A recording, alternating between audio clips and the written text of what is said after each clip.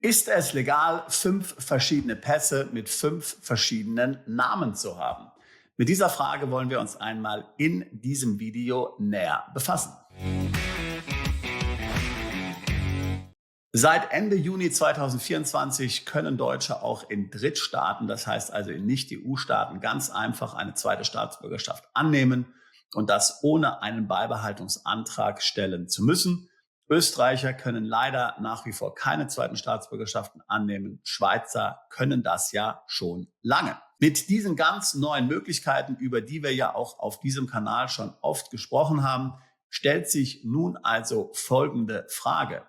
Könnte ich in 4 verschiedenen Ländern einen Zweitpass beantragen und in jedem dieser Länder gleichzeitig auch meinen Namen ändern, sodass ich dann also wie James Bond oder Jason Bourne 5 Pässe habe, die unter 5 komplett unterschiedliche Namen laufen. Auch wenn sich die Namen in diesen 5 Pässen unterscheiden würden, wäre natürlich Geburtsort und Geburtsdatum trotzdem das gleiche. Mir ist natürlich klar, dass das eine hypothetische Frage ist. Die meisten von euch werden das natürlich nicht wirklich vorhaben, nicht wirklich wollen. Aber es ist interessant, sich einmal mit der Idee auseinanderzusetzen. Wäre sowas denn überhaupt möglich? Wäre sowas praktikabel? Kann man sowas machen? Da muss man als Deutscher natürlich zunächst mal wissen, dass es in den meisten Ländern sehr einfach ist, seinen Namen zu ändern. Wir haben auf diesem Kanal ja mal ein Video dazu veröffentlicht, wie einfach es zum Beispiel in UK und Irland ist, dies zu tun. Dort kannst du deinen Namen tatsächlich ohne Gericht, ohne alles ändern, in jeden Namen, den du willst. Ich könnte mich jetzt zum Beispiel in England umbenennen in Otto von Bismarck oder Friedrich von Liechtenstein oder Mickey Mouse oder was auch immer. Das kannst du völlig ungeniert machen. Da wird nicht nachgefragt, warum. Natürlich könnte ich mir auch einen Frauennamen geben oder was auch immer. Du musst keinen Grund angeben. Das wird nicht geprüft. Das wird einfach so dann eingetragen. Auch zum Beispiel auf deinen Bankkarten. Dein Führerschein wird genauso geändert. Übrigens, wenn du in Irland wohnst und deutscher Staatsbürger ist, dann müssen auch die deutschen Behörden im deutschen Pass deinen Namen umändern. Ich weiß nicht, ob du das gewusst hast. Weil du aber eben in Irland gewohnt hast und dann eben EU-Recht gilt, muss sich hier Deutschland dem anpassen. Ansonsten ist es ja praktisch unmöglich, in Deutschland den Namen zu ändern, außer du heißt jetzt Adolf H. oder hast einen sonstigen sehr unglücklichen Namen, da musst du das beantragen, begründen und so weiter und so fort. Das ist in den meisten Ländern aber nicht notwendig. Was du allerdings schwören musst, ist, dass du ab sofort in diesem Land nur noch den neuen Namen verwendest. Das heißt, wenn ich jetzt also in UK wohne und mich hier umbenenne in Otto von Bismarck, dann darf ich nur noch in sämtlichem Schriftverkehr, privat, geschäftlich und was auch immer diesen Namen verwenden. Ich darf nicht mehr meine alten Namen verwenden, nur noch den neuen. Und das ist in den meisten Ländern, ehrlich gesagt, genauso einfach möglich. Das heißt, wenn du dir also eine zweite Staatsbürgerschaft in mehreren Ländern zulegst, was genauso möglich ist, kann man kaufen. Citizenship by Investment haben wir ja hier schon vielfach besprochen. Oder du verbringst ein paar Jahre hier, ein paar Jahre dort. Ich meine, in Argentinien kriegst du den Pass schon ab 2 Jahren.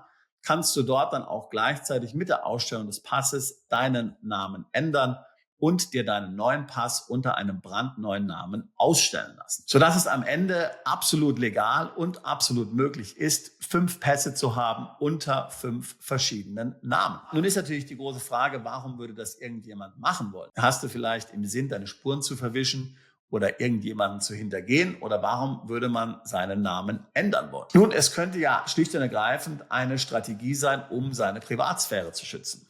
Um zum Beispiel zu sagen, man will hier gegenüber Regierungen, gegenüber dem Staat, gegenüber Behörden, auch gegenüber Banken für möglichst viel Verwirrung sorgen, sage ich jetzt mal. Verschiedene Identitäten haben, Konten unter verschiedenen Identitäten führen und so weiter und so fort, damit letztlich diese Stellen mich nicht genau zuordnen können. Natürlich im Zweifelsfall wäre es dennoch möglich über biometrische Daten wahrscheinlich, aber zumindest habe ich da mal schon mal einen gewissen Sichtschutz gegeben. Also das könnte ja ein legitimes Interesse sein, wenn man bedenkt, wie übergriffig viele Staaten geworden sind. Ist es aber wirklich praktikabel? Also nehmen wir einmal an, du hast einen argentinischen Pass und in deinem argentinischen Pass hast du nun einen neuen Namen, der in keinem anderen Ausweisdokument, in keinem anderen Pass auftaucht.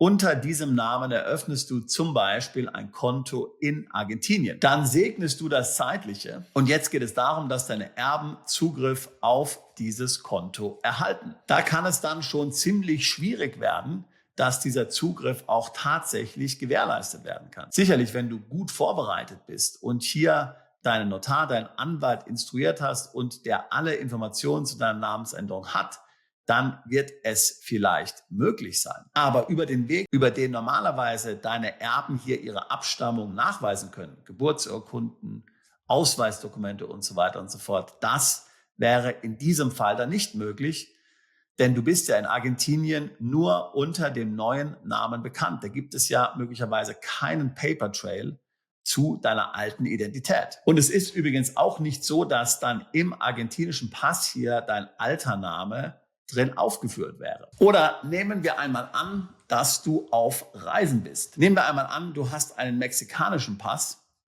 und fliegst nach Mexiko. Da du nach Mexiko fliegst, hast du vielleicht dein Flugticket in deinem mexikanischen Namen gebucht und auch hier deinen mexikanischen Pass verwendet, um dich auszuweisen. Nun fliegst du aber von Deutschland zunächst nach Kanada, wo du einen Zwischenstopp machst und dann musst du den kanadischen Behörden erklären, warum du hier verschiedene Pässe in verschiedenen Namen hast. So, du siehst aus wie ein Deutscher, hast aber einen mexikanischen Namen. Was denkst du wohl, was das bei dem kanadischen Grenzbeamten auslösen wird?